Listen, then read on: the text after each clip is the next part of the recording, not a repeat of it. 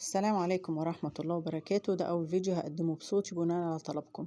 اعذروني لو طريقتي أو أسلوبي فيها شوية توتر، بس هستنى رأيكم في الكومنتات. ولو عايزين نرجع زي ما كنا من دون كلام مفيش مشكلة.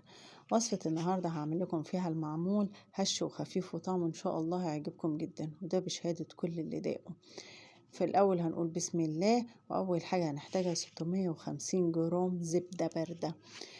بعد كده هضيف عليها 4 معالق كبار سكر بودرة بالوزن، هتعمل معانا 100 جرام، ولو بالكوباية هتبقى كوباية إلا ربع، وياريت يكون منخول. هضيف بعديها معلقة صغيرة من المحلب، وده اختياري يعني مفيش مشكلة لو استغنينا عنه، ومعاها نص معلقة صغيرة ريحة كحك. والمنكهات دي كلها بتاعتك، ممكن تستغني عنها وتزودي فانيليا بس. هنضيف بقى المكون اللي هيزيد من هشاشة المعمول، وهي عبارة عن نص كوباية زبادي، ودي هتزودنا طعمه مميز جدا وهتخليه أحلى من الجاهز كمان. وبعديها 4 معالق كبار لبن بودرة وزنه تقريبا 75 جرام. هنخلط بقى المكونات كويس جدا لحد ما نوصل لقوام كريمي حلو. أول ما نوصل لقوام كريمي هنضيف كيلو من الدقيق يكون مخصص للكحك أو يكون نوعيته كويسة. وأنا هنا هضيف الدقيق على مرحلتين تقريبا. هضيف بعدها نص معلقة صغيرة بيكنج باودر، ودوت عشان الشكل بتاع المعمول والحجم والرسمة ما تتغيرش حتى بعد التسوية. هنبتدي بقى في العجن كويس جدا في المرحلة دي. اللي هتدينا كحكة ناعمة ودايبة دوب هو قطر العجن.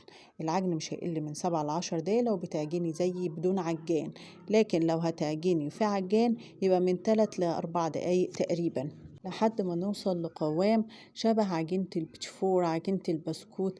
قوام ناعمة وطرية كده وجميلة في تحت ايدينا كده، نحسها ان هي فعلا شبه عجينة البيتفور معانا. هي دي النتيجة اللي أنا عاوزة أوصلها. ودلوقتي نبتدي نحضر الحشوة. الحشوة عبارة عن نص كيلو من العجوة، هنحط عليها معلقة كبيرة من السمنة ورشة من القرفة، وهنعجنها كويس.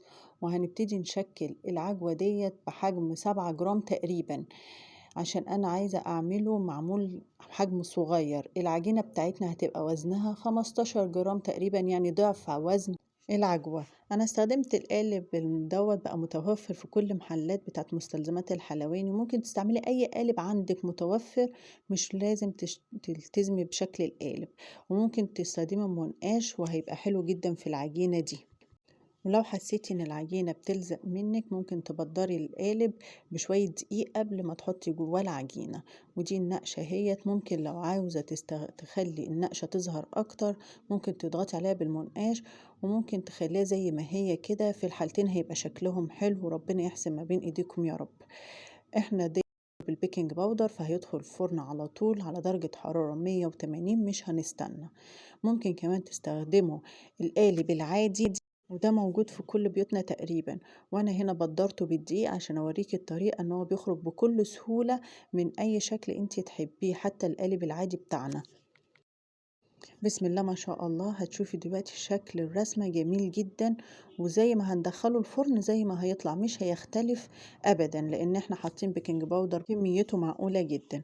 ده الشكل اهوت بعد ما ترص في الصاج، وهنشوفه دلوقتي. بسم الله ما شاء الله. ده بعد التسوية لازم نوصل للون ذهبي من تحت ومن فوق. هو دوت تسوية المعمول الممتازة اللي ما بيختلفش عليها اتنين. ريحة ما اقولكوش، بسم الله ما شاء الله. الرسمة واضحة جدا، الحجم ما اختلفش كتير، اللون من فوق ومن تحت، والتسوية مظبوطة جدا. وده الشكل بتاعه. وده الشكل التاني اللي احنا عملناه بالقالب العادي برضو. بسم الله ما شاء الله شكله جميل جدا، طلع معانا كمية حلوة قوي قوي قوي. تعالوا بقى نشوف مع بعض الهشاشة بتاعته وناعم قد ايه. ما بيستحملش، بصوا مش مستحمل ضغطة. بسم الله ما شاء الله. جربوا الوصفة ديت بالمقادير دي وصدقوني هتبهركم جدا ان شاء الله بالنتيجة، وربنا يحسن ما بين ايديكم. وانا كنت عاملة في الشكل دوت شوية كده محشيين بملبن، يعني اختلاف في الطعم يعني. فهوريكم برضو النتيجة حلوة ازاي وناعمة ازاي. ده اللي محشي بالملبن، عملت كمية صغيرة كده منها. وزي ما عودتكم المقادير هتلاقوها كاملة في صندوق الوصف برضو بالجرام وبالكوباية عشان تبقى أسهل عليكم.